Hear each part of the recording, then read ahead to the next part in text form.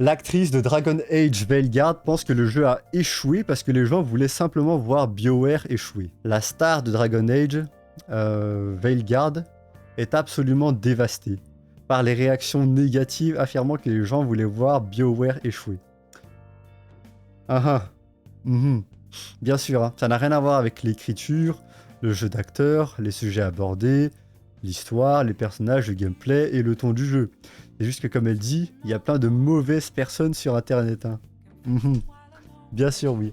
Alors Dragon Age Veilguard, hein, vous vous rappelez un peu, Dragon Age Veilguard, c'était ça. It means I don't feel like a man or a woman. If you are neither a man nor a woman, then what are you? Non-binary. Voilà. Dragon Age Veilguard, c'était ça.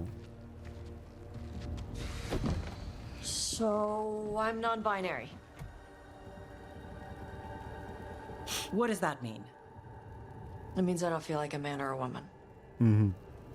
If you are neither a man nor a woman, Basiquement, la star de Dragon Age Veilguard se plaint que, enfin, elle est apparemment dévastée que le jeu est complètement floppé parce que apparemment il y aurait une communauté de gens qui seraient vraiment pour le fait que cette compagnie, qui en plus Dragon Age était très cotée avant, hein, vraiment ça avait une belle réputation jusqu'à ce que Dragon Age Veilguard vienne poser ses pattes ici, où justement voilà elle reproche le fait que les gens voulaient beaucoup voir le jeu flopper, enfin plutôt la compagnie BioWare flopper.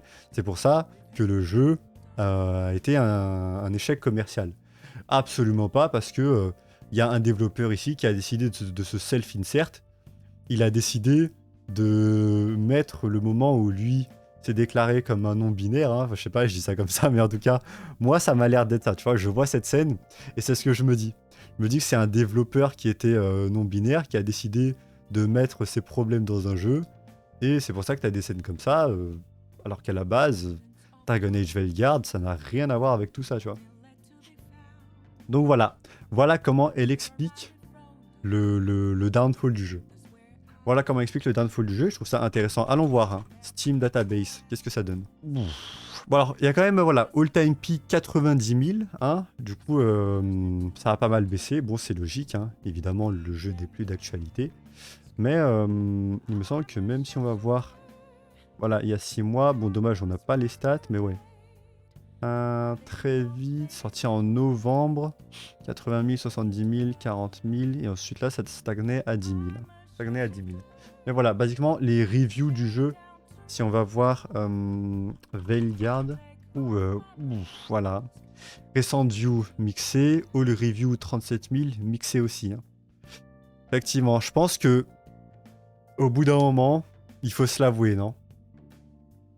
Au bout d'un moment, il semblerait que la communauté gaming, ou du moins la communauté des gamers, ne veulent pas en fait se faire prendre dans les histoires de, tu sais, les sujets d'actualité politique, où vraiment il y a une espèce de backlash, où les gens refusent de se prendre tout ça, reprendre cette propagande, et en plus de ça, il y a d'autres exemples qui le montrent. Hein. L'histoire du mode sur The Elder Scrolls Oblivion. Vous savez, sur le Oblivion Remastered, ils ont changé les body types. Avant, c'était male and female. Là, pour le remaster, ils ont changé ça et ils ont mis body type 1 et 2 hein, pour inclure tout ce qui est non-binaire. Sauf que du coup, sur la plateforme Nexus Mod, donc la plateforme la plus la plateforme la plus connue qui héberge des mods, le mode le plus populaire là-dessus, qui était devenu le plus populaire là-dessus, était un mode qui visait à simplement changer, de repasser de body type 1 et 2 à body type male and female. Et juste ce mode-là qui ne sert strictement à rien, hein, mis à part montrer le fait que les gens ne veulent pas de cette propagande, était devenu le mode le plus populaire, pas que sur Oblivion Remastered, mais sur tout le site. Le plus populaire du mois. Donc voilà, je pense qu'au bout d'un moment, les gens sont assez vocaux là-dessus. Il y a un autre exemple, hein. Tyrell Kosminski, ou plutôt Tyrek Kosminski, Marek Taiminski, qui est le CEO de Lord of the Fallen, lui aussi a laissé les gens voter si est-ce que les gens voulaient garder body type 1 et 2 ou revenir à mâle et femelle. Et les gens ont voté en majorité à 88% sur revenir à mâle et femelle. Donc voilà. Pour dire les choses simplement, les gens ne veulent plus se manger ça.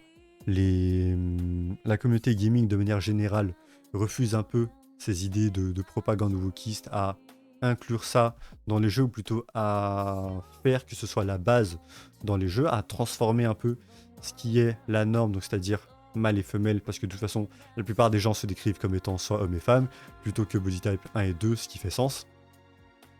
Et donc voilà, cette communauté-là est très vocale là-dessus. C'est beaucoup fait entendre de différentes manières, que ce soit par l'intermédiaire de Grums, qui est voilà, ici une personne sur les réseaux qui est très vocale là-dessus, hein, qui combat beaucoup le wokisme dans les jeux vidéo par exemple, ou justement, hein, ça c'est une espèce de mouvement anti-woke, et malheureusement, la réponse de l'industrie derrière, c'est de blâmer autre chose.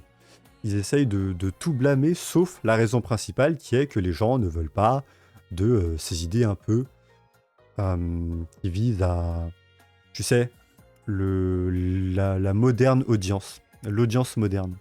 Mais voilà. Ils vont pas être honnêtes là-dessus, bah voilà, c'est ce que je disais. Ils ne seront pas honnêtes à propos de ces choses, parce qu'au moment où ils le sont, leur mouvement meurt complètement. Tu vois, je pense qu'on est à un moment où justement le marché est en train de se réguler. Qu'est-ce que je veux dire par là? Le marché est en train de se réguler, c'est-à-dire que les gens, pendant 10-15 ans, ont beaucoup mangé, on va dire, cette propagande woke, où il y avait une espèce d'omerta là-dessus. Vous savez, les gens n'osaient pas parler là-dessus par crainte de perdre leur métier, parce que c'est arrivé, hein, ces histoires où les gens étaient devenus complètement tarés, où ils appelaient le boulot des gens pour dire « Regardez, vous avez quelqu'un de sexy chez vous, quelqu'un de LGBT-phobe ou tout ce que tu veux », pour du coup la faire perdre leur boulot. Aujourd'hui, il semblerait que la pendule est passée de l'autre côté. Justement, cette tendance est en train de s'inverser. Les langues commencent à se délier, où justement, on peut reconnaître que, en fait, ces idées de body type 1 et 2, par exemple, la majorité des gens ne veulent pas de ça. Et tu peux essayer de mettre ça sur le dos de l'extrême droite, les incels, tout ce que tu veux, mais la majorité a parlé.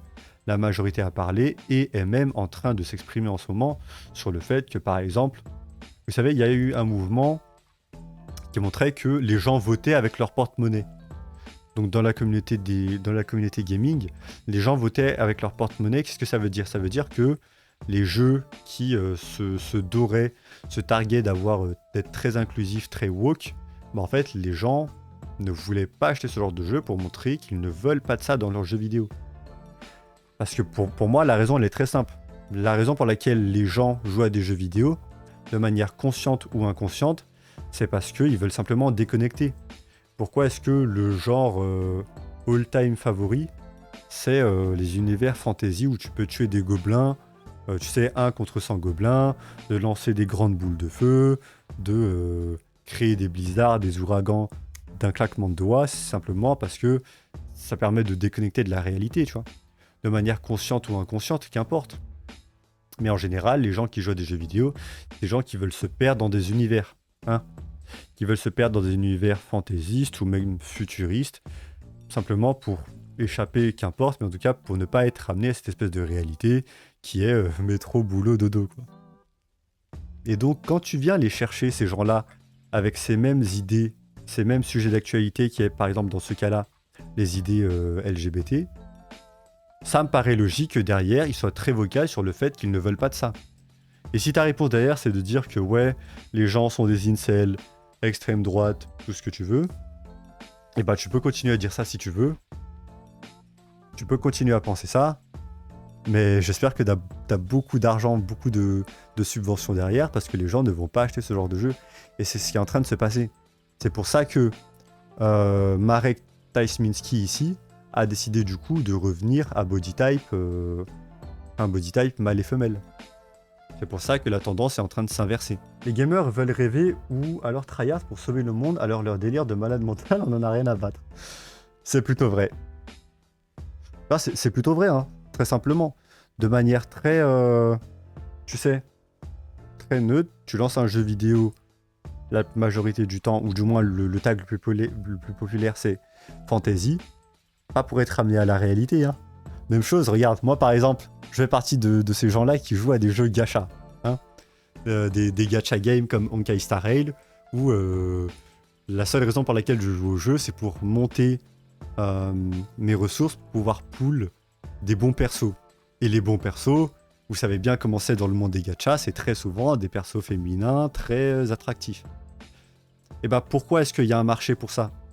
Parce que les gens ne veulent pas être amenés à la réalité, c'est tout. Quand tu proposes, regarde, 2 styles de personnages. Dragon Age, Veilguard. Comment il s'appelle ce perso là? Regarde, je te montre 2 images.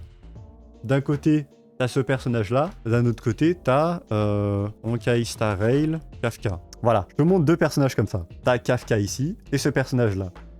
À ton avis, c'est lequel le plus attractif? C'est lequel qui va attirer un plus grand nombre de personnes? Si je te mets à côté, elle et elle, qui c'est qui gagne? Bon, la réponse est très simple, j'espère que j'ai pas besoin de faire un dessin. C'est pour ça d'ailleurs aussi, hein. C'est pour ça d'ailleurs que tu vois des cosplays de persos comme Kafka, de jeux vidéo un peu plus asiatiques, tu sais, où voilà, les personnages sont plus attractifs. C'est pour ça que tu vois plus de cosplays de Kafka par exemple que ce personnage-là. Hein, d'ailleurs, j'ai jamais vu personne, je pense quand même qu'il doit y en avoir, hein, mais jamais vu personne cosplay ce personnage-là. Et en termes de nombre, bah, je pense que c'est très clair. Hein. Il y a beaucoup plus de personnages plus attractifs comme Honkai Star Rail, ou par exemple, on en parlait de tout à l'heure, Stellar Blade, hein, ou même 2B par exemple, que le personnage ici de Dragon Age Veilguard. C'est juste ça, c'est simple. Hein. Fais des personnages attractifs et t'attireras les gens, c'est tout. La tendance, c'est une chose générale, que ce soit les anti-woke, la parole sur les grooming games, qui se délient, tout ça, c'est lié. Ouais, c'est la bien-pensance qui perd du terrain. Ouais, exactement. Hein. Moi, je pense justement, on est à une ère où les choses sont en train de s'inverser. Ou du moins, les langues sont en train de se délier. L'omerta commence à disparaître.